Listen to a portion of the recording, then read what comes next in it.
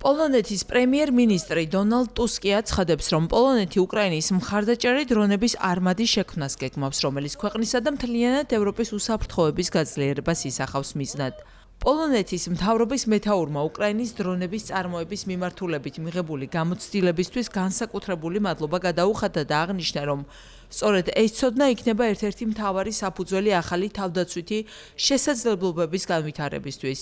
მისი თქმით, თანამედროვე კონფლიქტებში უპილოტო ტექნოლოგიებს გადამწყვეტი მნიშვნელობა ენიჭება და ევროპამ ამ მიმართულებით საკუთარი შესაძლებლობები უნდა გააძლიეროს. დღეს ვიწყებთ ამ დიდ პროექტს. პოლონეთს უნდა ჰქონდეს საკუთარი თანამედროვე დრონების არმადა, რომლითაც არა მხოლოდ უკრაინას დავეხმარებით, არამედ პოლონელებსაც დავარწმუნებთ, რომ უსაფრთხოდ იქნებიან. ვამაყობ, რომ ჩვენი პარტნიორი ამ საქმეში არის ქვეყანა, რომელსაც ყველაზე მტკივნეული გამოცდილება აქვს. თუმცა სწორედ ამის წყალობით ასრულებს დღეს გადამწყვეტ როლს ჰაერში უსაფრთხოების განსაზღვრაში. უკრაინის პრემიერმა იულია სვირიდენკომ განაცხადა, რომ უკრაინამ მნიშვნელოვანი ტრანსფორმაცია განიცადა.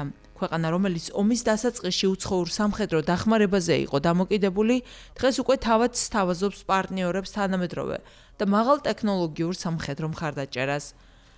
პოლონეთსა და უკრაინას შორის თანამშრომლობა თავდაცვის სფეროში სულ უფრო ინტენსიური ხდება.